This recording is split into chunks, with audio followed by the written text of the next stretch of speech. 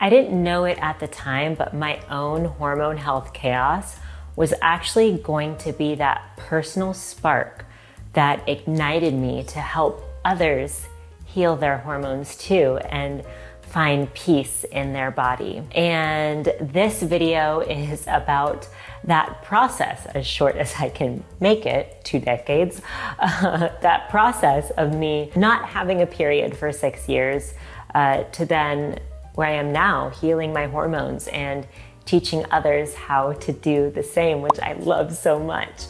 If you haven't subscribed yet, click the bell below this video. I am out here helping the fitness industry become more hormone friendly. So if that's what you are about to, you're gonna find a lot of relevance and value in all of the videos here. I'm Omega, and if you don't know me yet, like I just said, I lost my period.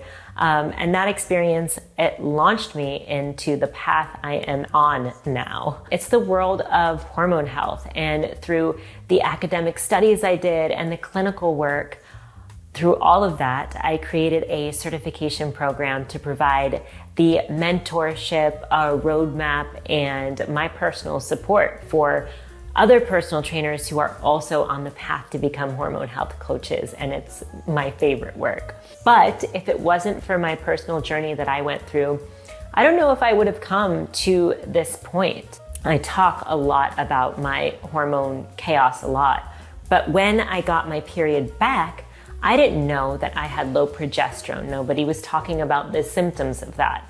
This led me, and probably a lot of you too, to deal with anxiety and depression before each period. No, it was not PMDD. It was things that were fixed by increasing my progesterone. Obviously, anxiety and depression, it deeply impacted my work and relationships. And during that time too, I was still figuring out my relationship to food and fitness. I started working at a functional medicine clinic called Atlas Health in Fairfax, and I was the exercise scientist on board. It was there that the pieces of my own hormone health puzzle really started clicking into place for me. I will never forget the moment where I was reviewing my lab test with the doctor, my boss, and he told me that I was still on the verge of PCOS. This was after I had done one of my last competitions. Maybe it was my last competition, but I don't remember. Anyway, my cortisol was high and my blood sugar was low, which was not a new thing for me, especially on a fasting blood test. Since I was a baby, I've had low fasting blood sugar, which means cortisol then steps in to give me the energy I need when I would otherwise be lacking.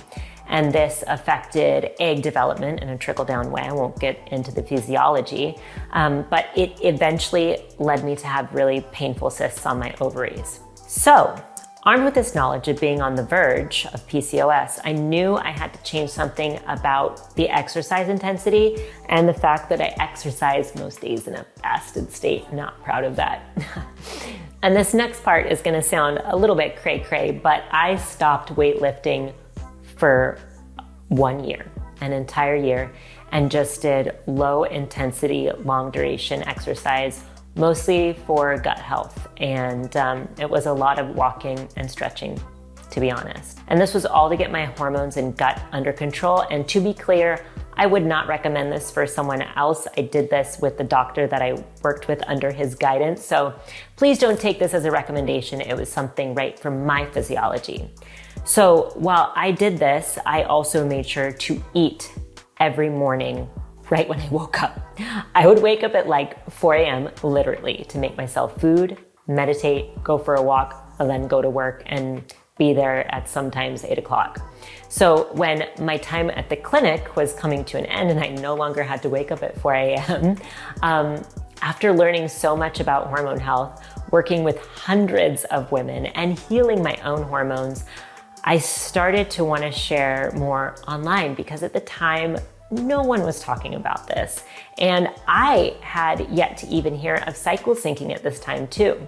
So I started sharing more on YouTube and made this absolutely ridiculous video that I am low-key weirded out by, but I think it's still funny, on estrogen dominance. I kind of feel embarrassed about it, but I also kind of think it's funny, so I'll share it right here. Let's go to that video. It's like 1.5 minutes long. To know about BPAs that no one's really talking about is that they are hormone modulators. Yes, they can change your hormones, regardless if you are man, woman, or something in between. And there's my PC plug for the day, people, okay? Here's how it works. We absorb BPAs through plastic water bottles, through receipts, and even polyester clothing. Yeah, that Lululemon that you bought for 120 bucks, oh, that's a culprit right there. So if you want to make the world a better place and decrease your risk of having a maladjusted child and a husband with man boobs, get off BPAs. Given the fact that I worked so much with women in a clinical setting, and most of them had estrogen dominance and other hormone issues like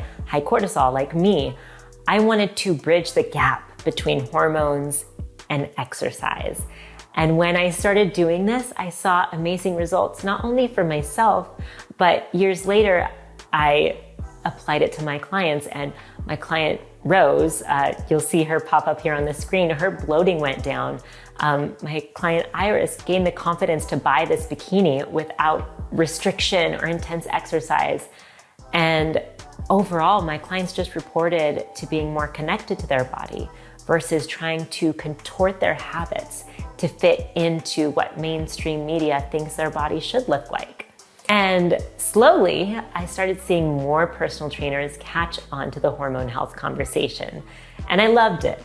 But I also saw so many trainers honestly doing it wrong, spreading misinformation, and just being flat out wrong. I remember reading a post where someone said that estrogen is catabolic, which if you know anything about hormone rhetoric, you know that progesterone is usually labeled as the catabolic hormone, but that isn't even true. It's just rhetoric that we have passed on. Progesterone just uses more amino acids and lipids to help support the lining of the uterus, but I digress. I started wanting to, like I said, bridge the gap between hormones and fitness for people like my clients, but then I saw a need to help educate trainers too. So I created a curriculum and got it certified by the NASM, the National Academy of Sports Medicine. And then the Cycle Coach Academy was born. I mean, I think I make it sound really simple, but it was also very challenging, obviously, hormone issues and certifying a whole curriculum. But it was the best decision I ever made. I get to provide hormone health education to coaches who are going to educate more women, and that just lights my heart up in a really good way. It makes my heart really happy, and it's truly a testament to how this knowledge is passed down from one person to another, right? And it can really we can really light each other up by doing this. And we have coaches in the Cycle Coach Academy leading retreats. Another coach just posted in the Facebook group that she's doing high school events. We have people doing workshops in their communities, even corporate events. And some of our students have started their own courses too. And so all in all, I take a step back and I see this full picture, and I can see how my own hormone issues, having a cyst pop when I was 15, from that moment forward, it led me down the path of supporting hormones, of women supporting women, or female identifying people supporting female identifying people. So thank you so much for being a part of this journey. And my prayer, my intention for this channel is that it helps you live more at peace in your body, helps you decipher and decode how to help others do the same thing. You'll find more hormone health education that you can use to support your client base in this playlist right here. Thank you so much for being here. Make sure to subscribe using the bell below this video for more hormone health education.